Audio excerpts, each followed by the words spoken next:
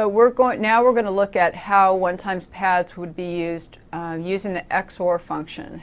And we talked about the XOR function in the beginning of this domain when we looked at stream ciphers. And I said that XOR is used a lot in encryption because it's easy to go one way and the other way. And the reason it's easy to go one way and back is because of what the mathematical rule of what XOR is. And XOR is a mathematical a rule at the binary level.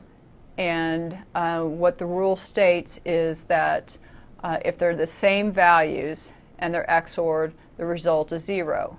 So 0 XOR to 0 is 0. 1 XOR to 1 is 0. If they're different values, then the result is 1.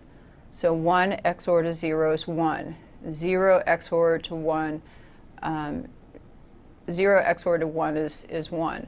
So if you think about how this would work, I have written you a message that has been put into a binary format. You know, it's going to go into a binary format.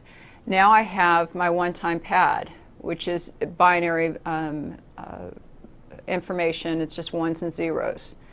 Now, how the encryption process takes place is we take the first bit from my message and the first bit from the one-time pad, XOR them, and that's the first bit of the ciphertext, the encrypted message. Then you take the second bit of my message, the second bit of the one-time pad, XOR it, and that's the second bit of the ciphertext. So each bit of my message is XORed with a bit on the one-time pad. The one-time pad is the key. So once it's done for my whole message, that's the encrypted message. And it gets to you as the receiver. You have to reverse the process, which means you have to have the exact same pad. And you just XOR the other way, and you come up with the plain text message.